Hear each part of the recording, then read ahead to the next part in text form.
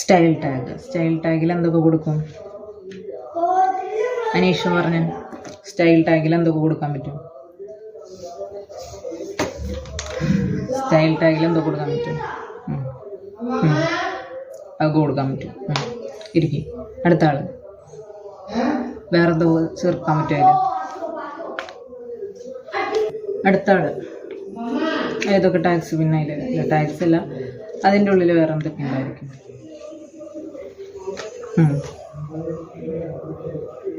ഒരെണ്ണറിയുള്ളൂ. എനിക്ക്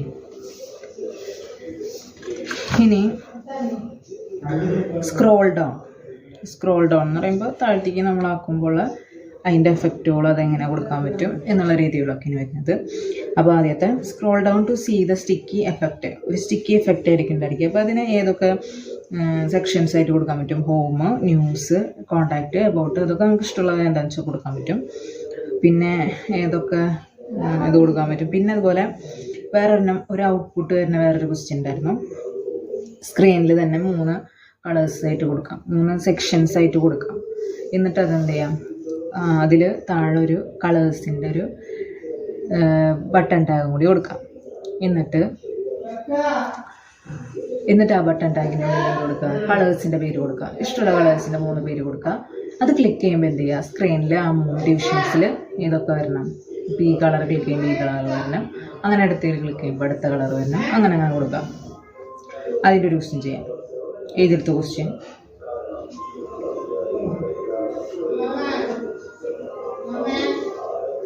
How to create the button to click to display the colors in screen. എഴുതിയ ഇനി ഒരാൾ വന്നിട്ട് ബോർഡിൽ ഇതൊക്കെ എഴുതി കൊടുത്തത്, പ്രോഗ്രാം ഒന്ന് എഴുതി കൊടുത്ത ബോർഡിൽ ആരെങ്കിലും ഒരാൾ വാ. അപ്പോൾ അത് എഴുതിയെടുത്ത് കഴിഞ്ഞില്ലേ? എല്ലാവരും ബോർഡിൽ നോക്കി എഴുതിയെടുക്കട്ടോ. അതിലൊരു മിസ്റ്റേക്കും വരാൻ പാടില്ല. നെക്സ്റ്റ് ഡേയിൽ ലാബിൽ ചെയ്യുമ്പോൾ അത് കിട്ടണം. അപ്പം നോക്കിയിട്ട് മര്യാദയ്ക്ക് എഴുതുന്ന എഴുതിട്ടോ.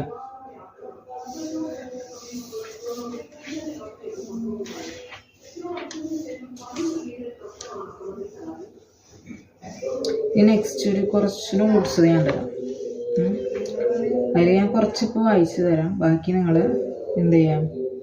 വീട്ടിൽ നിന്ന് എഴുതി വരാം. കേട്ടാ? വീട്ടിൽ നിന്ന് എഴുതി വരണം. കുറച്ച് ഒരു 2-3 വരി മാത്രം ഞാൻ പറഞ്ഞുതരും, ബാക്കി നിങ്ങൾ തന്നെ കണ്ടുപിടിച്ച് ബാക്കി നോട്ട്സ് എഴുതിയിട്ട് വരണം. ഇപ്പോൾ എഴുതിക്കോ. One project can contain more than one apps. അപ്പോൾ അത് പറയാം, എഴുതിക്കോ. One project contain more than one apps. Divide a project in multiple parts. In the time of project creation. കേൾക്കണില്ലേ? There is a default app or main app. Created with the project.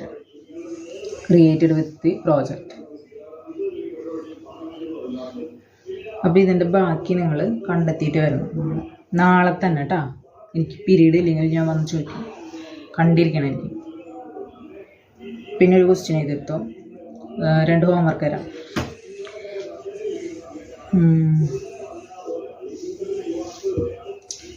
വ്യൂസിൻ്റെ ഒരു question എഴുതാം. വ്യൂസിൻ്റെ തുടക്കം എങ്ങനെ എഴുതണ്ടേ എന്നൊക്കെ പഠിപ്പിച്ചൊന്നുണ്ടായിരുന്നില്ലേ? അതെങ്ങനെയാണ് എഴുതിയിട്ട് വരാം. 5 minute ഇരുന്ന് പഠിച്ചോ. ബെല്ലടിക്കാറായി, ടൈം ആവാറായിട്ടുണ്ട്. അപ്പോൾ ഇരുന്ന് വേഗം 10 മിനിറ്റ് പഠിക്കാം. അപ്പോഴത്തേന് ഞാൻ സ്റ്റാഫ് റൂമിൽ പോയിട്ട് വരാം. അത് കഴിഞ്ഞാൽ വന്ന ചോദിക്കലാണ് കേട്ടോ. പഠിച്ചു കഴിഞ്ഞില്ലേ? എല്ലാവരും ബുക്ക് അടച്ചു വെച്ചോ. ക്വസ്റ്റ്യൻ ചോദിക്കാൻ പോകും. ഏറ്റവും ലാസ്റ്റ് പേജിൽ തുടങ്ങിക്കോ. എന്നിട്ട് ആദ്യത്തെ question, what is framework and web page? പറയും.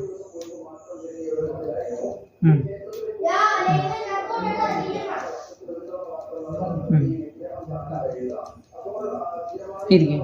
അടുത്ത ആള്. അടുത്ത question, what are installed apps and installed ആപ്സും പിന്നെ ആ ആപ്സിനെ കുറിച്ചും പറയാം. അതിനെക്കുറിച്ച് കുറേ പോയിന്റ്സ് കാര്യങ്ങളൊക്കെ തന്നിട്ടുണ്ടാവില്ല, അതൊക്കെ ഏതൊക്കെയാണെന്ന് വെച്ച് പറഞ്ഞു.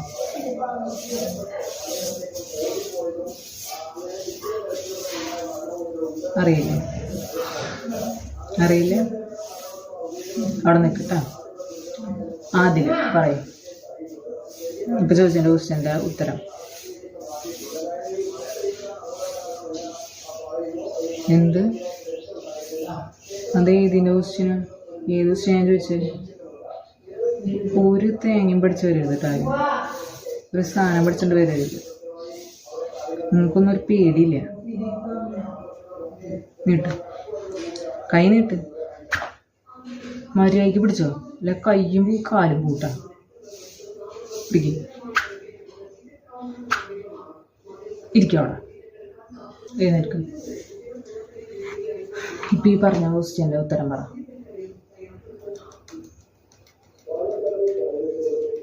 വേഗം പറഞ്ഞാൽ ഇരിക്കുക, അല്ലെങ്കിൽ 2 അടി 2 കയ്യിലും വാങ്ങിക്കുക.